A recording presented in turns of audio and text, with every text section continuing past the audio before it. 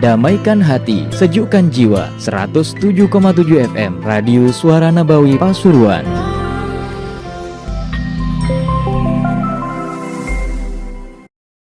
Bismillahirrahmanirrahim. Walhamdulillahirabbil alamin wassalatu wassalamu ala asyrafil anbiya wa sayyidil mursalin sayyidina Muhammadin wa ala alihi wa sahbihi ajma'in. Amma ba'd. فقد سررنا وسعدنا بزيارتكم نحن والحبيب السيد حامد بن محمد حامد إمام مسجد بعلوي والسيد عبد القادر بن الحبيب المنصب صالح بن عبد القادر الحامد، وجئنا إلى هذه البلدة المباركة التي وجدنا قلوب أهلها متعلقة بمحبة الحبيب المصطفى سيدنا محمد صلى الله عليه وآله وصحبه وسلم. والمرء مع من أحب، كما جاء في حديث سيدنا أنس بن مالك رضي الله عنه قال: جاء رجل للنبي صلى الله عليه وسلم وقال: يا رسول الله متى الساعة؟ فقال له النبي صلى الله عليه وسلم: وماذا أعددت لها؟ قال: أعددت لها حب الله ورسوله. فقال له النبي صلى الله عليه وسلم: أنت مع من أحببت. كيف يبلغ الإنسان المرتبة العليا مع النبي صلى الله عليه وسلم في الجنة مع النبيين والصديقين والشهداء والصالحين إلا بالمحبة، محبة الحبيب المصطفى سيدنا محمد صلى الله عليه وسلم. Setelah beliau membuka dengan hamdalah salawat kepada Rasulullah SAW, beliau menyatakan, kami merasa senang dengan kedatangan kita bersama Al-Habib Hamid bin Muhammad bin Hamid dan juga Al-Habib Abdul Qadir putra Munsib Al-Hamid, bertemu dengan Anda semuanya di daerah yang kebanyakan penduduknya adalah sangatlah cinta dengan Rasulullah SAW. Dan cinta ini adalah satu hal yang sangat istimewa, karena nanti menjadi sebab manusia akan dikumpulkan bersama orang yang ia cintai nanti di hari kiamat, sebagaimana hadis riwayat Anas bin Malik bahwa ketika seorang A'rabi bertanya kepada Rasulullah, mata sa'ah, kapan itu kiamat ya Rasul? Maka Nabi menjawab, ma'adatalah, tanya kiamat, kejadian yang sangat menakutkan itu, apa yang kamu siapkan untuk kamu tadi itu mendapatkannya kiamat? Maka sahabat itu menjawab, ma'adatu bikasati sholatin wala siyam, aku tidak mempersiapkan untuk kiamat karena merasa banyak puasa, banyak sholat, tapi karena aku cinta kepada Allah dan Rasul. Kemudian Nabi menjawab, anta ma'aman ahbabta, engkau bersama orang yang engkau cintai. Itulah yang menjadi sebab manusia biasa seperti kita bisa kumpul dengan para nabi, para aulia, para orang-orang soleh nanti di hari kiamat, adalah karena semata-mata karena cinta kepada mereka. فقال سيدنا أنس بن مالك رضي الله عنه: ما فرحنا بشيء منذ أسلمنا كفرحنا بهذه القولة للنبي صلى الله عليه وسلم، لأن المحبة متعلقة بالقلب، ودليل محبتكم النبي صلى الله عليه وسلم والإسلام أنكم حضرتم في هذا المكان المبارك وفي هذا الوقت أيضا المبارك الذي تتنزل فيه الرحمات وتعطى فيه العطايا الإلهية. وهذه 4 أوقات ينبغي لكم أن تحرصوا على عمارتها، لأن الأوقات في آخر الزمان تقول فيها البركة، فنسأل الله يبارك لنا في الأوقات والأقوات. آخر الزمان تقل البركة وتجري الأوقات بسرعة، فعليكم أن تستغلوا أوقاتكم. قال النبي صلى الله عليه وآله وصحبه وسلم: يأتي على الناس زمان السنة كالشهر، والشهر كالجمعة يعني كالأسبوع، والجمعة كاليوم، واليوم كالساعة، والساعة كاحتراق سعفة.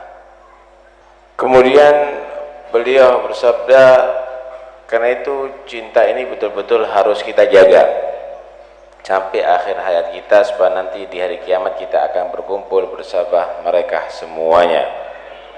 Dan termasuk bentuk cinta tadi itu Anda berkumpul di majelis ini, Anda duduk ada di majelis ini, Anda bersama-sama ada di majelis ini karena bentuk cinta. Tempat yang di sini turun rahmat Allah Subhanahu wa taala. Dan di sini Anda telah memanfaatkan 4 waktu yang sangat berharga, di antaranya setelah sholat subuh ini. 4 waktu yang sangat istimewa. Dan di akhir zaman ini berlalunya waktu itu sangat cepat. Berkah daripada waktu ini sudah dicabut oleh Allah Subhanahu wa taala, sehingga Nabi sallallahu alaihi wasallam bersabda, "Sayati alaikum zamanun," akan datang nanti satu zaman, sana kasyahr, setahun itu rasanya seperti 1 bulan. Syahr kal jum'ah, 1 bulan itu rasanya seperti 1 minggu. Wal jum'ah kayom, 1 minggu itu seperti 1 hari. Wal yom kasa', dan 1 hari itu seperti 1 jam.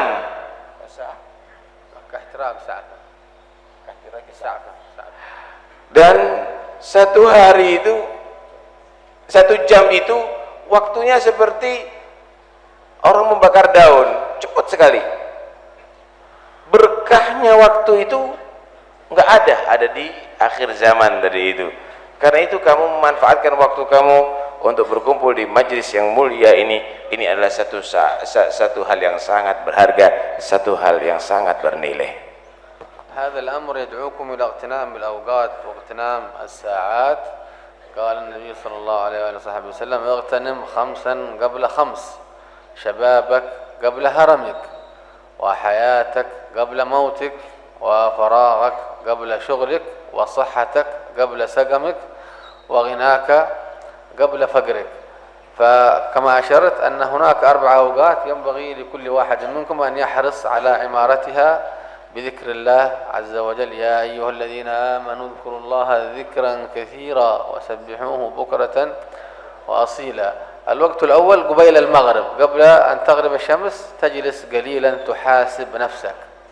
تحاسب نفسك كما قال سيدنا عمر بن الخطاب رضي الله عنه: حاسبوا أنفسكم قبل أن تحاسبوا، وزنوا أعمالكم قبل أن توزنوا. يعني تجلس تستغفر الله عز وجل من الأعمال، من الذنوب والمعاصي والآثام التي ارتكبتها في طيلة ذلك اليوم، يغفر الله لك.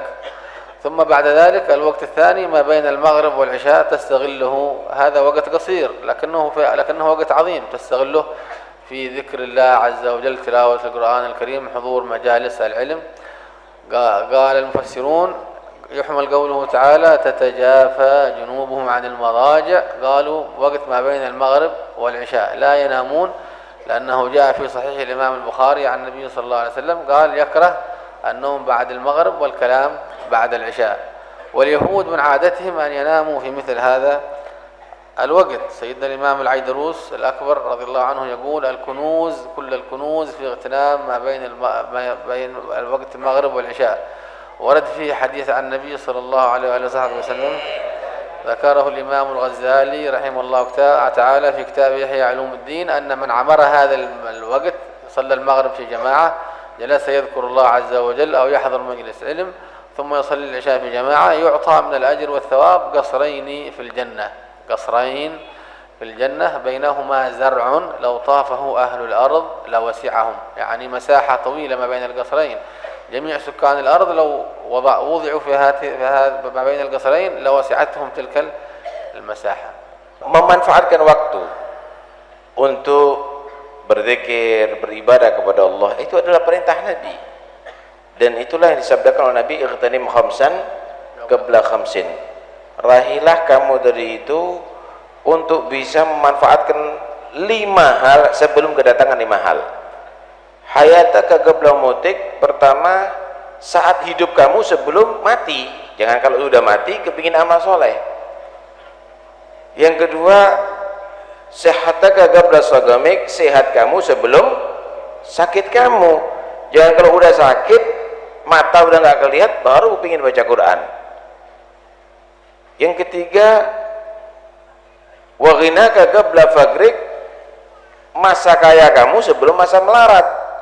kaya nggak ingat, waktu melarat pingin bangun masjid. Kemudian yang keempat adalah wa faraghaka qabla syurik, masa luang kamu, punya waktu kamu sebelum masa sibuk kamu. Pom belum kawin, pom belum punya keluarga, kan begitu. Jangan kalau udah banyak keluarga baru pingin. Kemudian yang kelima, wasyababaka qabla haramik, masa muda kamu sebelum masa tua kamu. Manfaatkan waktu-waktu kamu tadi itu sebelum kamu tadi itu beruzur untuk bisa berbuat kebaikan. Kembali kepada pembahasan 4 waktu yang sangat mulia, jangan disia-siakan. Pertama adalah sebelum maghrib, qablal maghrib. Hendaknya kamu sebelum maghrib kamu gunakan untuk merenungi diri kamu. Apa kekurangan diriku? Bagaimana sih program masa depanku? Kata Sayyidina Umar, hasibu anfusakum qabla an tuhasabu wazinu a'malakum qabla an tuzanu. Hisab diri kamu sebelum bakal dihisab nanti di hari kiamat di hadapan Allah. Timbang amal-amal kamu sebelum bakal ditimbang nanti di hari kiamat di hadapan Allah. Allah gunakan untuk berzikir saat itu. Allah berfirman, ya ayyuhalladzina amanu dzkurullaha dzikran katsira wasabbihu bukratan wa asila. Hei orang-orang yang beriman, berzikirlah kamu kepada Allah dengan sebanyak-banyaknya berzikir, dan bertasbihlah kepada Allah. Sucikan Allah subhanahu wa ta'ala pada pagi hari dan sore hari. Kemudian setelah maghrib hendaknya kamu gunakan benar-benar untuk baca Quran, untuk berzikir. Jangan disia-siakan waktu kamu antara maghrib dan isya. Gunakan untuk banyak berzikir. Dalam sebagian tafsir dikatakan Allah berfirman, tatajafa junubuhum anil madaji. Allah memuji orang-orang yang memalingkan punggungnya, punggungnya daripada berebah, daripada tidur. Itu dimaksud kata ahli tafsir yaitu orang yang meninggalkan tidur ada di antara maghrib dan isya. Dalam riwayat Bukhari, Nabi SAW membenci orang yang tidur antara maghrib dan isya, dan juga membenci orang kalau banyak bicara setelah sholat isya. Bicara nggak ada gunanya tentunya. Habib Abdullah Al-Idrus, beliau berkata, al-kunuz kullal kunuz al-ightina ma bainal maghrib wal isya. Satu hal yang sangat bernilai adalah jika orang tadi itu antara maghrib dan isya tidak lupa kepada Allah, digunakan untuk ibadah kepada Allah subhanahu wa ta'ala. Imam Ghazali dalam kitab Ihya menceritakan siapa orang yang setelah salat maghrib tidak lupa kepada Allah subhanahu wa ta'ala beribadah sampai isya, maka Allah subhanahu wa ta'ala akan menyediakan 2 istana nanti ada di surga, dan di situ ada kebun-kebunnya. Kalau seandainya penduduk bumi semuanya tinggal di kebun tadi itu cukup, saking gedenya kebunnya tadi itu. Karena itu jangan disia-siakan waktu yang mulia tadi itu. الوقت الثالث قبيل الفجر، وهذا قيام الليل. ينبغي الإنسان يكون له نصيب من قيام الليل، يقوم قبل الفجر ولو بدقائق، يتوضأ ويركع يصلي ويتوجه إلى الله عز وجل بالدعاء بالفرج له والمسلمين، لأنه وقت يكون فيه يقبل فيه الدعاء، والمستغفرين بالأسحار وبالأسحار هم يستغفرون. كان كثير من سلفنا الصالح يقوم الليل كله، كل الليل يقوم، كما يقولون يصلي الفجر بوضوء العشاء، مثل سيدنا الإمام السقاف، الإمام العيدروس، سيدنا الشيخ أبو بكر بن سالم. الإمام أبو حنيفة رضي الله عنه كان يقوم الليل كله، فلما مات سمعوا مناديا ينادي يقول ذهب الفقه فلا فقه لكم فاتقوا الله وكونوا خلفا. مات نعمان أبو حنيفة، اسمه أبو حنيفة النعمان بن ثابت. مات نعمان فمن هذا الذي يحيي الليل إذا ما سجف. نعم. والوقت الرابع يكون ما بين الفجر إلى الإشراق، وهو وقتكم هذا.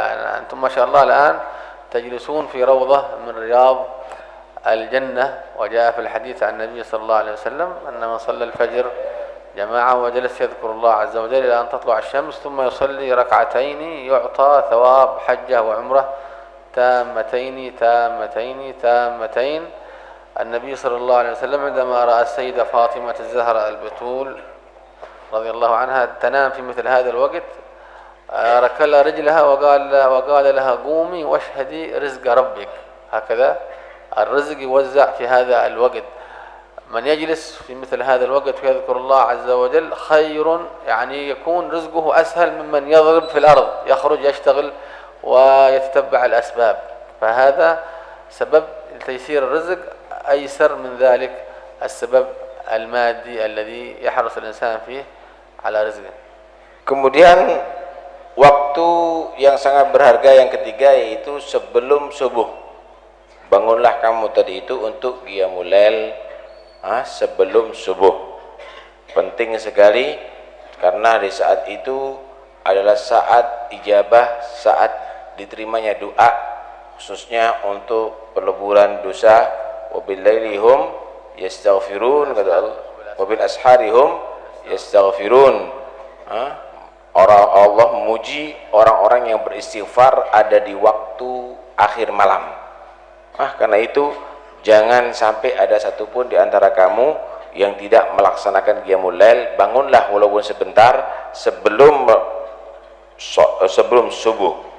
Waktu berikutnya yaitu setelah sholat subuh sampai terbitnya matahari, seperti saat ini. Jangan sampai digunakan untuk lupa. Tuh lihat bagaimana orang-orang dahulu, mereka Habib Abdurrahman As-Segaf, Habib Abdullah Al-Idrus, Syekh Abu Bakar bin Salim, salaf kita semuanya, mereka tadi itu kadang-kadang semalam suntuk beribadah kepada Allah sampai subuh. Salat subuh dengan wudu isya. Imam Abu Hanifah ketika beliau meninggal dunia dikatakan dhahabal fikhu, udah hilang ilmu fikih. Hati-hati wahai semuanya, harus ada yang menggantikannya. Tidak ada lagi yang di malam hari yang menghidupkan malam hari seluruhnya untuk sujud kepada Allah Subhanahu wa taala karena meninggalnya Nu'man bin Haris bin Thabit. Nu'man bin Thabit yaitu si Abu Hanifah, namanya Abu Hanifah itu Nu'man. Dan itu suara didengarkan oleh orang-orang tapi nggak ada bentuknya yang bersuara dari itu. Ini adalah satu gambaran bagaimana pentingnya untuk qiyamul lail dan juga antara setelah salat subuh sampai terbitnya matahari. Kamu sekarang ini ada di kebunan surga. Dalam satu hadis, siapa orang yang dia tadi itu setelah salat subuhnya tidak bergerak, kemudian berzikir kepada Allah sampai terbitnya matahari, maka dia akan mendapatkan pahala haji dan umrah sempurna. Pahala haji dan umrah sempurna. Karena beruntung kamu semuanya menghadiri majelis yang mulia ini. Siti Fatimah radhiyallahu anha pernah diperintahkan oleh Nabi sallallahu alaihi wasallam untuk bangun, jangan tidur wahai Fatimah. Sekarang saatnya kamu untuk mendapatkan rizki dari Allah Subhanahu wa taala dan bangun berzikir kepada Allah setelah sholat subuh, tidak tidur sampai terbit matahari. Itu menjadi sabab untuk mendapatkan rizki. Tentunya bisa rizki yang berupa harta benda maupun rizki yang berupa batin. هكذا استغلال الأوقات في ذكر الله عز وجل في طلب العلم النافع. حضور مجالس العلم هذه كما قال سيدنا عطاء تكفر 70 مجلسا من مجلس اللهو. وجاء في حديث سيدنا أبي هريرة رضي الله عنه عن النبي صلى الله عليه وسلم أنه قال حضور مجلس علم أفضل من صلاة 1000 ركعة ومن شهود 1000 جنازة ومن عيادة 1000 مريض. قال يا رسول الله ومن تلاوة القرآن الكريم؟ فقال النبي صلى الله عليه وسلم وهل تنفع تلاوة القرآن إلا بالعلم؟ فأحرصوا على هذه المجالس. فكل من استغل شبابه في في ذكر الله عز وجل، في حضور مجالس العلم، في الاعتكاف في المسجد، في قيام الليل، ثم شاخ وكبر وصار عاجزا، يعطى من الأجر والثواب مثل ما كان يفعل في الشباب.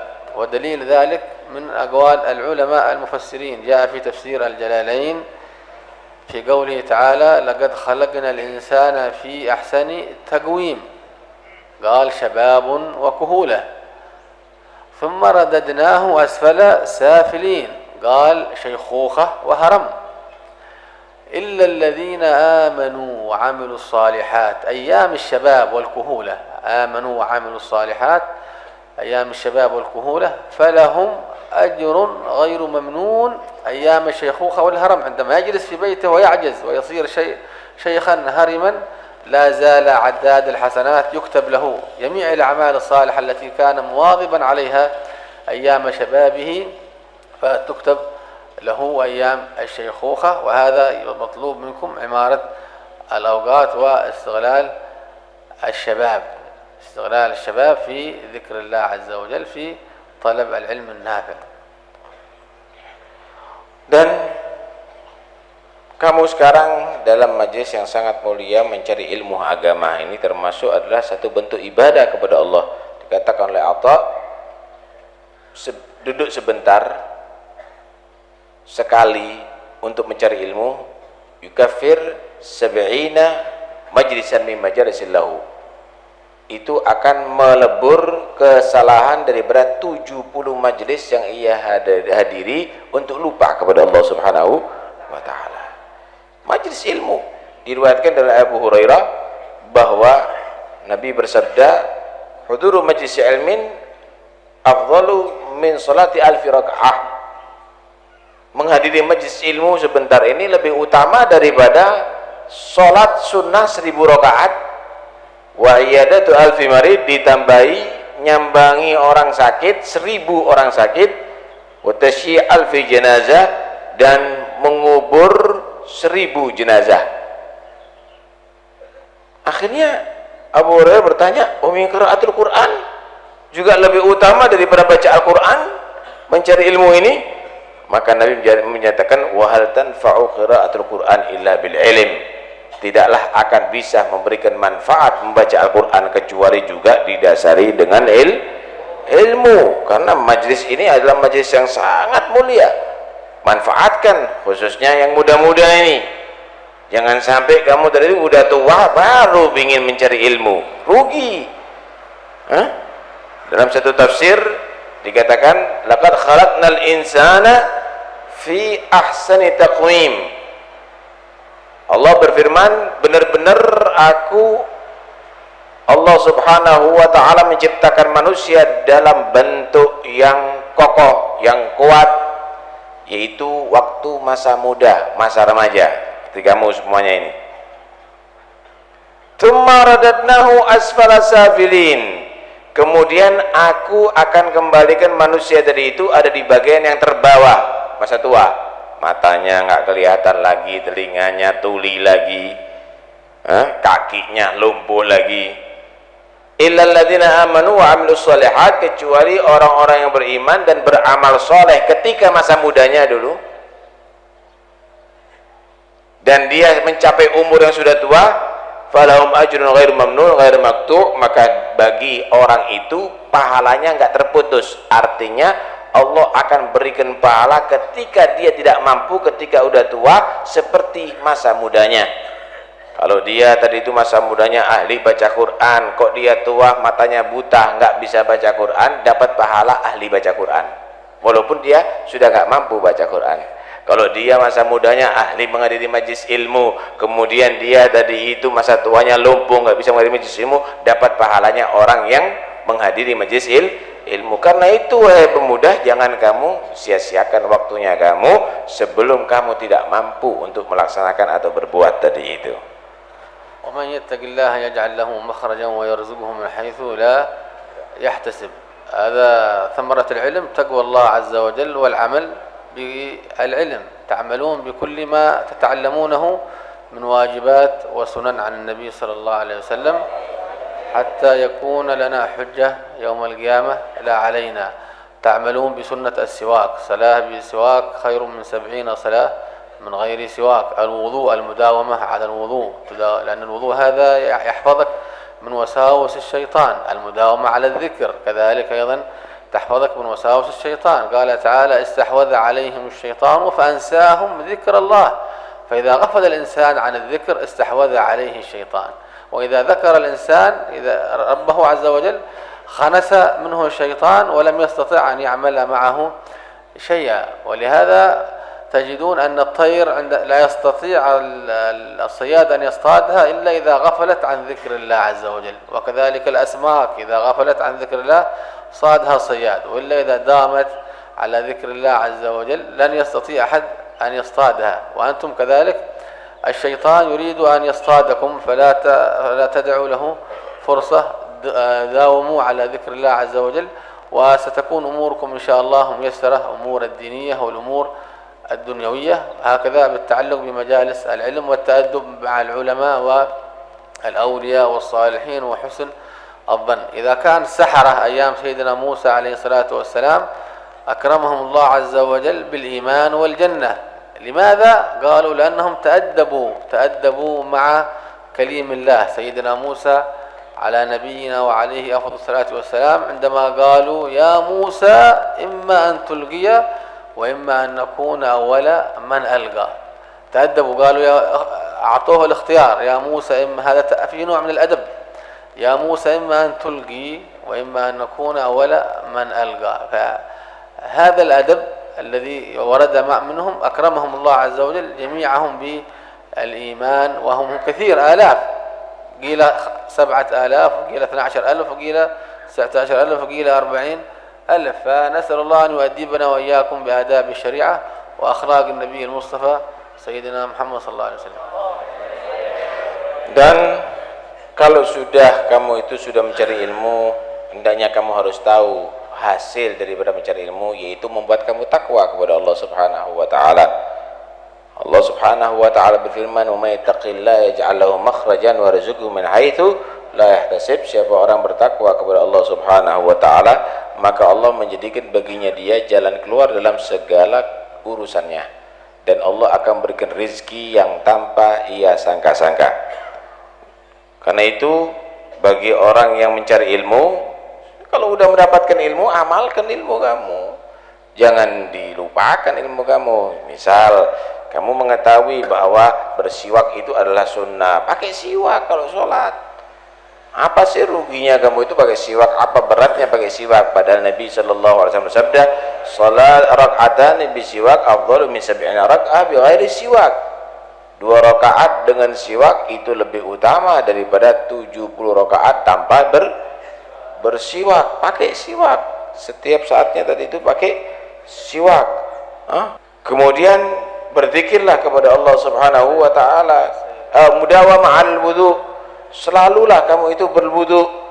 Kalau batal wudu, cepat wudu, supaya itu menjaga kamu daripada waswasnya syaitan, supaya kamu tadi itu enggak jadi waswas. Wudu batal, wudu itu adalah senjatanya orang yang beriman. Dan selalulah berzikir kepada Allah Subhanahu wa taala, karena setan itu akan gampang menggoda orang yang lupa kepada Allah. Istahwadha 'alaihi syaitan fa ansahum dzikrallah. Setan udah menguasai hati, maka setan melupakan orang tadi itu berzikir kepada Allah Subhanahu wa taala. Yang banyak yang selalu berzikir kepada Allah Subhanahu wa taala. Jangan sampai kamu jadi orang yang lupa kepada Allah Subhanahu wa taala. Tuh lihat bagaimana burung itu bisa ditembak, bisa ketangkep, itu karena lupa kepada Allah. Ikan-ikan yang ada di lautan itu bisa kejaring, itu karena lupa. Jadi kalau ada yang jadi kurban itu, binatang itu karena semata-mata karena lupa kepada Allah, langsung dia menjadi kurban. Langsung dia menjadi kurban. Karena itu berzikir kepada Allah itu akan bisa melindungi kamu semuanya. Kemudian jadilah orang juga yang beradab. Jadilah orang yang sopan terhadap orang-orang soleh, para aulia Allah. Tuh lihat bagaimana saharat Musa, tukang-tukang sihir Nabi Musa. Tukang-tukang sihir Nabi Musa itu Mereka orang kafir rasanya, mendapatkan hidayat dari Allah dan menjadi orang beriman. Tahu nggak sebabnya? Dikatakan oleh ulama sebabnya karena mereka beradab, sopan terhadap Nabi Musa. Ketika dihadapkan oleh Fir'aun, tukang sihir tadi itu dengan Nabi Musa, tukang sihir itu ngasih tawaran, imma antulgi wa imma an nakuna awwala man alqa. Kamu yang berbuat, wahai Musa, melemparkan tongkat kamu untuk jadi ular, atau kami yang melakukan. Tawaran ini adalah adab, satu bentuk kesopanan daripada tukang sihir tadi itu. Akhirnya mereka menjadi orang yang beriman setelah dia menjadi orang kafir, mendapatkan hidayat dari Allah Subhanahu wa ta'ala setelah mereka menjadi orang yang ingkar. Subhanallah. Padahal jumlah mereka, sebagian dari tafsir menyatakan 17.000, ada menyatakan 12.000, bahkan ada menyatakan 40.000. Mereka semuanya mendapat hidayat. Kenapa? Sopan kepada orang yang dipilih oleh Allah Subhanahu wa ta'ala. Semoga kita semuanya menjadi orang yang sopan terhadap orang-orang yang soleh. لا ينفع علم بدون أدب ومحبة للأولياء والصالحين ومحبة أهل البيت. إذا كان هذا عبد الرحمن بن ملجم الذي قتل الإمام علي بن أبي طالب كرم الله وجهه، وهذا عبد الرحمن ملجم أشقى الآخرين في حديث النبي صلى الله عليه وسلم. أشقى الأولين عاقر الناقة اسمه قدار بن سالف، إذا بعث أشقاها. وأما أشقى الآخرين فهو الذي ضرب سيدنا علي بن أبي طالب في رأسه فابتلت لحيته من الدم. كان هذا يقوم الليل كله ويحفظ القرآن الكريم، لكن لم ينتفع بتلاوة القرآن ولم ينتفع بالعلم، لأنه يكره أهل البيت ويكره الصالحين، وكأنه يعتقد أن قتل الإمام علي بن أبي طالب قربة إلى الله عز وجل. فشوفوا كيف الخيالات الشيطانية. أراد أن يكون هذا رأس الإمام علي بن أبي طالب مهر لتلك المرأة من الخوارج اسمها قطام، عندما خطبها فقالت له المهر رأس علي بن أبي طالب، فاعتقد أنه يتقرب إلى الله عز وجل. نسأل الله السلامة والعافية. وهؤلاء من الذين أضلهم الله على علم. أفرأيت من اتخذ إلهه هواه وأضله الله على علم؟ هذا على علم ضلال، لأنه كان يقوم الليل كله يحفظ القرآن الكريم.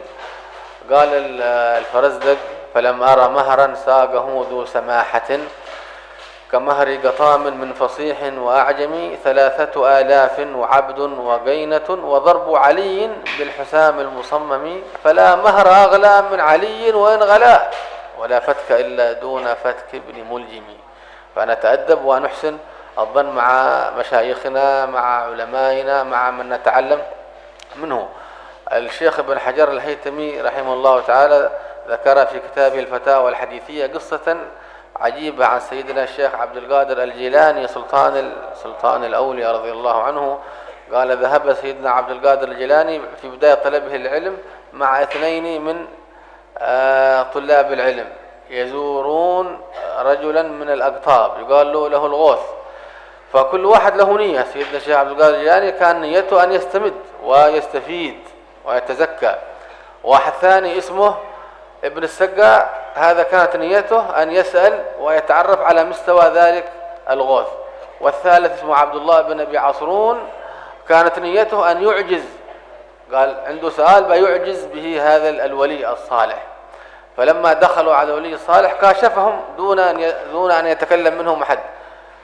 فقال هذا الغوث: أنت يا ابن السقا جئت لتختبرني وتعرف مستواي، فسؤالك كذا والجواب عنه كذا، وأراك تغرق في الدنيا كشف. وأنت يا عبد الله بن أبي عصرون جئت لتختبرني، عندك سؤال صعب تختبرني به، سؤالك كذا والجواب عنه كذا، وأرى نار الكفر تتلهب بين عينيك. وأما أنت يا عبد القادر فإنك سيأتي عليك، جئت بنية صالحة وحسن ظن، سيأتي زمان تقول قدمي هذه على رقبة كل ولي. فمرت الأيام، فهذا ابن السقا اشتغل بطلب العلم واشتهر بالعلم وصار يشتغل في الأوقاف. أقامه الحاكم على الأوقاف، فغرق في الدنيا في أموال الأوقاف وتلخبطت عليه الأمور. وهذا عبد الله بن أبي عصرون أيضا اشتغل بطلب العلم فصار من كبار العلماء، فاشتهر صيته وسافر إلى بلاد الأعاجم واستقدمه الملك، ثم أنه افتتن ببنت الملك وأراد أن يخطبها فقالت له لا أتزوجك حتى تتنصر، نسأل الله السلامة والعافية، فتنصر وتحول من الإسلام إلى النصرانية وصار يرعى الخنازير. ثم أنه طرد، هذه بنت الملك رفضته وطردوه، فصار في الشارع مرميا في الشارع يعالج سكرات الموت. فسأله شخص ماذا تحفظ من القرآن الكريم؟ فقال لا أحفظ شيئا لقد نسيت إلا قوله تعالى ربما يود الذين كفروا لو كانوا مسلمين، نسأل الله السلامة والعافية. وأما سيدنا الشيخ عبد القادر الجيلاني أكرمه الله عز وجل بحسن ظنه في ذلك ولي صالح فصار من سلاطين الأولياء، فجاء عليه زمان قال قدمي هذه على رقبة كل ولي، فطأطأ جميع الأولياء رقابهم له إلا واحدا سلب الله حاله لأنه لم يتأدب مع سيدنا الشيخ عبد القادر. La yanfa'ul ilm illa bil adab. Ilmu ini tidak akan memberikan manfaat kecuali kalau dibarengi dengan sopan santun, adab. Tahukah kamu bahwa Abdurrahman bin Muljam pembunuh Sayyidina Ali yang dikatakan orang yang paling celaka di akhir zaman? Kalau yang paling celaka sebelumnya itu adalah yang membunuh untanya Nabi Soleh, Al-Ashqa, yang membunuh untanya Nabi Allah Soleh. Tapi di umat Muhammad ini ada yang paling celaka, itu yang membunuh Sayyidina Ali bin Abi Thalib, Abdurrahman bin Muljam. Ini Abdurrahman bin Muljam orangnya ahli baca Quran, ahli qiyamul lail, ilmu ada tapi nggak ada adab. Akhirnya ketika dia senang dengan seorang perempuan, maka perempuan tadi itu menyatakan, tahu nggak, aku siap menjadi istri kamu tapi maharnya bunuh Ali bin Abi Thalib. Dia merasa dengan membunuh Sayyidina Ali bin Abi Thalib adalah satu bentuk pendekatan diri kepada Allah Subhanahu wa ta'ala. Tuh lihat bagaimana dengan ilmunya akhirnya dia menjadi sesat. Dia merasa di situ dia mendekatkan diri kepada Allah Subhanahu wa ta'ala. Afaraita man ittakhadha ilahahu hawa wa adallahu Allah ala ilm. Tidakkah kamu melihat, memperhatikan orang yang telah menjadikan hawa nafsunya sebagai Tuhannya, maka Allah menyesatkan dia sekalipun punya ilmu, sekalipun punya ilmu. Hati-hati, jangan menjadi orang yang seperti Abdurrahman bin Muljam tadi itu, membunuh Sayyidina Ali bin Abi Thalib hanya sekedar untuk kepuasan nafsunya saja. Kemudian Ibn Hajar Al-Haytami menceritakan bagaimana satu kisah yang sangat indah sekali tentang masalah adab, yaitu Sultanul Awliya Syekh Abdul Qadir Al-Jilani. Di zaman beliau itu, ketika beliau masih kecil, ada seorang yang disebut Al-Ghaus. Dia seorang raja para aulia saat itu, Al-Ghaus ini. Syekh Abdul Qadir Jilani bersama dua temannya. Yang pertama namanya Ibnu Saga, yang kedua Abdullah bin Aisrun. Tiga orang ini ingin menghadap kepada Al-Ghaus tadi itu, wali besar tadi itu. Cuma niatnya lain-lain. Syekh Abdul Qadir Jilani punya niat ingin ambil berkah. Ibnu Saga menyatakan, ana mau tes ini alim beneran apa enggak. Kalau bisa menjawab pertanyaan saya, berarti dia alim. Yang Abdullah bin Aisrun, dia menyatakan lain lagi, tak kasih pertanyaan yang nggak mungkin dia bisa jawab. Sombong dia. Ketika ketemu langsung dikasyaf. Kata si tadi, Ibnu Saga, inti mau tanya ya, ngetes anak. Pertanyaan kamu begini, jawabannya begini, bener kan? Kata dia. Kau itu memang masa depannya kau, aku ngelihat bingung sama urusan dunia, tok urusannya. Ibn Ishrun, kamu mau ngasih pertanyaan yang aku nggak bisa jawab ya? Pertanyaannya begini, jawabannya begini, bener kan? Ana ngelihat di muka ente ini ada api kekufuran, kata dia. Ente ya Abdul Qadir, ente tanya di sini bukan ngetes, ingin dapat berkah. Bakal akan datang satu zaman nanti kamu akan berkata, kakiku ini ada di leher atau di pundaknya para aulia. Beliau menjadi sultan, pemimpin para wali. Semua wali di bawah kaki beliau. Subhanallah.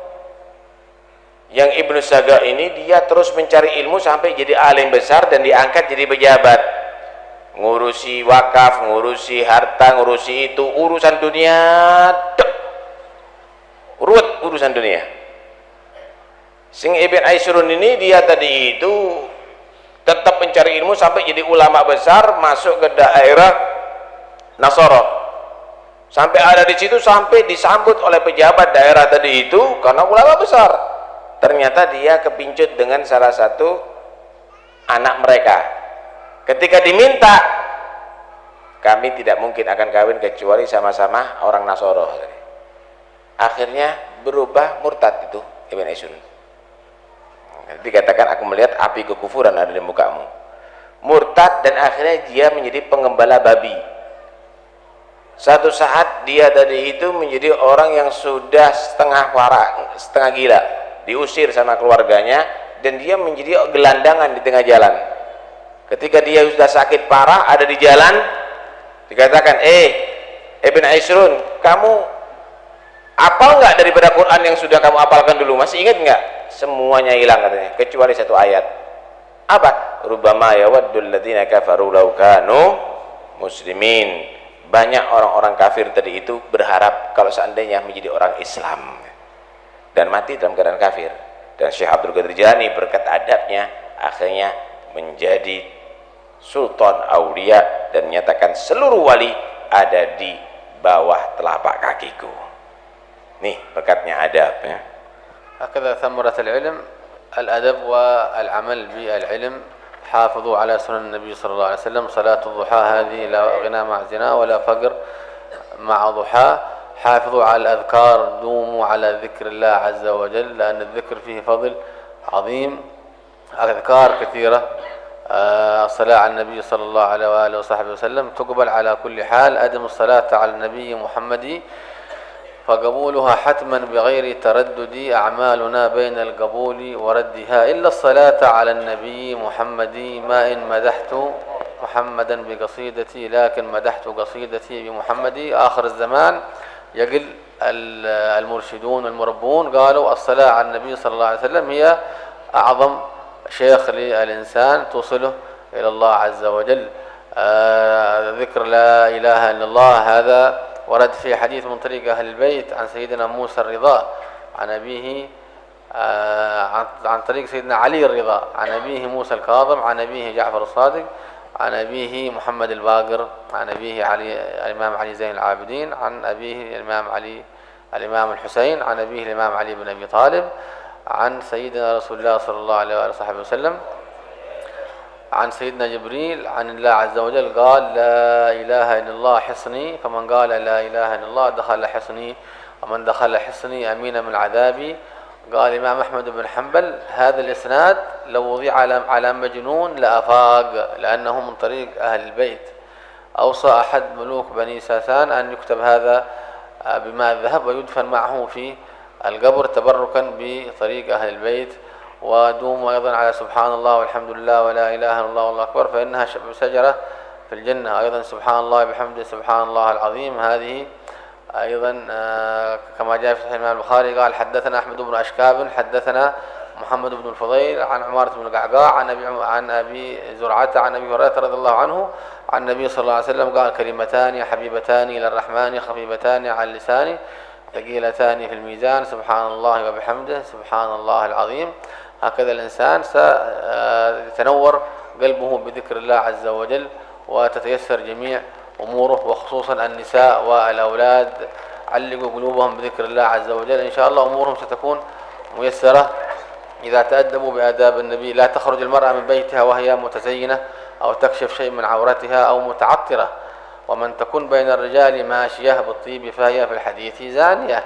تتأدب، لا تخلو برجل أجنبي ولا تتكلم مع الرجال الأجانب. هكذا إذا تريد كل امرأة أن تتيسر جميع أمورها في بيتها مع زوجها، في عملها في أي مكان، بتقوى الله عز وجل وذكر الله عز وجل وامتثال الأوامر واجتناب المعاصي.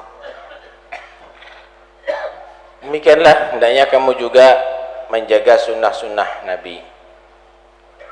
Jangan ditinggalkan sunnahnya Rasulullah. Salat duha misalnya, laksanakan salat duha dengan baik biar selamat. Kemudian sholawat kepada Rasulullah setiap saatnya. Kullu amali bainal qabuli wa raddiha illa salata ala nabi Muhammadi. Amal manusia itu bisa diterima, bisa ditolak. Sholawat kepada Nabi yang enggak ada koreksi lagi, pasti diterimanya oleh Allah Subhanahu wa ta'ala. Karena itu yang banyak sholawat kepada Rasulullah sallallahu alaihi wasallam. Demikian juga perbanyak membaca la ilaha illallah. Diriwayatkan dari Ali Ar-Ridha, dari ayahnya Musa Al-Kazim, dari ayahnya Muhammad Al-Bagir, dari ayahnya Ja'far As-Shadiq, dari ayahnya Muhammad Al-Bagir, dari ayahnya Ali Zainal Abidin, dari ayahnya Al-Imam Hussein, dari ayahnya Sayyidina Ali bin Abi Thalib, dari Nabi sallallahu alaihi wasallam, dari Jibril, dari Allah, bahwa Allah berfirman la ilaha illallah hisni wa man dakhala hisni amina min adabi. La ilaha illallah itu, kata Allah, adalah bentengku. Siapa berlindung di dalam bentengku, maka dinyatakan aman daripada adabku. Tuh lihat, kata Imam Ahmad bin Hanbal, kalau seandainya hadis ini dan perawi-perawinya tadi itu dicatat, kalau seandainya hadis ini dan perawi-perawinya itu dicatat, kemudian ditempelkan kepada orang yang gila pun akan cepat sadar, akan diberi kesadaran oleh Allah Subhanahu wa ta'ala. Kenapa? Karena silsilahnya, rantai perawinya adalah luar biasa. Bahkan beliau Imam Ahmad memerintahkan untuk mencatat itu, dan ketika mengkubur beliau supaya ditanam bersama jenazah beliau, mengambil berkah daripada perawi-perawi hadis la ilaha illallah dari itu. Kemudian jangan lupa juga membaca subhanallah alhamdulillah wa la ilaha illallah Allahu Akbar al-baqiyatus salihah. Siapa orang baca itu sekali, berarti dia punya satu pohon ada di surga Allah Subhanahu wa ta'ala. Kemudian membaca subhanallah bihamdihi subhanallahil azim. Nabi bersabda kalimatani habibatani ilar rahman khafifatani 'alal lisan thaqilatani fil mizan. Dua kalimat sangat dicintai oleh Allah, enteng diucapkan tapi berat timbangannya nanti di hari kiamat, yaitu bacaan subhanallah bihamdihi subhanallahil azim. Banyak sekali hal yang demikian ini, jangan dilupakan. Kemudian demikian juga ibu-ibu, jangan nanti kamu tadi itu setelah mencari ilmu ternyata kamu keluar dari rumah tanpa izin suami kamu, apalagi berpaes pakai minyak wangi, itu dan itu tidak benar. Itu adalah pelanggaran terhadap ajaran Islam. Jadilah orang yang taat kepada Allah Subhanahu wa ta'ala. Itulah perlunya untuk ilmu. سامحونا على الإطالة. أختم كلامي بنصيحة دائما نوجهها الحبيب حامد حفظه الله، أن تتعلموا اللغة العربية، احرصوا على تعلم اللغة العربية. جاء في الحديث عن النبي صلى الله عليه وسلم تعلموا العربية وعلموها الناس. في حديث آخر قال أحب العرب لثلاث، قال النبي صلى الله عليه وسلم أحب العرب لثلاث لأني عربي والقرآن عربي ولسان أهل الجنة عربي. حافظوا على هويتكم، هذه لغات أهل الجنة، لا ترضوا أن تتكلموا بسوى هذه اللغة حتى يكون الأولاد يفهمون القرآن الكريم والعلوم.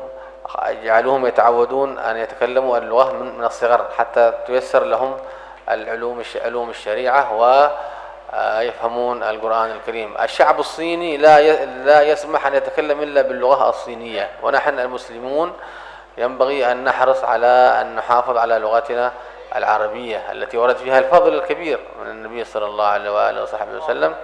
نسأل الله لنا ولكم السداد، يبارك لكم في هذه المجالس، القائمين على هذه المجالس جزاهم الله خير، السيد توفيق، نسأل الله يوفقنا وإياكم جميعا، ويبارك في هذه المجالس ويجعلها في صحائفنا وتعرض عن النبي صلى الله عليه وسلم. يفرح الرسول صلى الله عليه وسلم عندما تصله أخباركم أنكم حريصين على حضور مجالس العلم، لأن الأعمال تعرض عن النبي صلى الله عليه وسلم. قال تعالى: وقل اعملوا فسيرى الله عملكم ورسوله والمؤمنون. حتى آباؤكم تعرض عليهم أعمالكم. جاء في حديث الإمام أحمد بن حنبل رضي الله عنه قال: تعرض أعمالكم على أقاربكم وعشائركم، فإن وجدوا خيرا حمدوا الله، وإن وجدوا غير ذلك قالوا: اللهم لا تمتهم حتى تهديهم كما هديتنا، اللهم اهدنا فيمن هديت، وعافنا فيمن عافيت، وتولنا فيمن توليت، وبارك لنا فيما أعطيت. ونحن نطلب منكم الدعاء، وأن المسلم يتوجه بالدعاء لله عز وجل لإخوانه بالفرج العاجل اللطف الشامل لنا ولكم ولجميع المسلمين. آمين اللهم آمين، وجزاكم الله خيرا. هذه مجالس تبشر بالخير. Kemudian beliau mendapatkan satu pesan dari Habib Hamid yang sebelah kanan saya ini, untuk supaya memberikan satu semangat kepada Anda semuanya, jangan lupa belajar bahasa Arab ya. Ada satu riwayat, ta'allamul arabiyyah wa 'allimuhan nas, belajarlah bahasa Arab dan ajarkan kepada manusia. Itu bahasa penting, bahasa untuk mengetahui Al-Quran, kitab suci, bahasa mengetahui untuk hadis Nabi SAW. Ahibbul Arab litalat, cintailah Arab karena sebab tiga. Di'ani Arabi, karena aku dipilih daripada Arab. Wal Quran Arabi, dan bahasanya Al-Quran bahasa Arab. Walisan ahli jannah, dan omongannya nanti di surga pakai bahasa Arab. Karena itu pelajari itu semuanya. Ini bahasa agama kamu, bahasa agama kamu. Tuh lihat bagaimana orang-orang Cina, mereka mempertahankan bahasa Cinanya. Tapi kita orang-orang Islam, kita harus mempertahankan bahasa Islam kita. Pelajari bahasa Arab tadi itu. Jangan kamu nggak pelajari bahasa Arab. Kemudian beliau menyatakan terima kasih banyak atas sambutan yang ada dalam majlis ini. Beliau mendoakan Anda semuanya, mudah-mudahan Allah SWT memberikan kebaikan yang besar kepada Anda semuanya. Dan ketahuilah bahwa majlis ini adalah akan bisa memberikan kabar gembira kepada Rasulullah, karena Nabi itu diberikan tahu amal-amal umatnya. Wa qul i'malu fasayarallahu amalakum wa rasuluhu wal mu'minun. Nabi itu dikasih tahu tentang amal umatnya. Yakin Rasulullah akan bangga dengan Anda semuanya karena menghadiri majlis ilmu di saat ini. Kemudian demikian juga orang-orang tua Anda, mereka diberitahu, malah dikatakan kalau orang-orang tua Anda tadi itu tahu Anda berbuat baik, dia syukur kepada Allah, memuji Allah, alhamdulillah turunanku jadi orang baik. Tapi kalau dia melihat kamu tidak baik, dia mohon kepada Allah, ya Allah jangan dimatikan dia, sehingga engkau memberikan hidayat kepada dia sebagaimana engkau beri hidayat kepada aku. Mudah-mudahan kita semuanya mendapat hidayah dari Allah Subhanahu wa taala. Amin Allahumma amin. Minta maaf kata dia kalau memang ceramah ini agak panjang, yang jelas kami senang dengan Anda semuanya.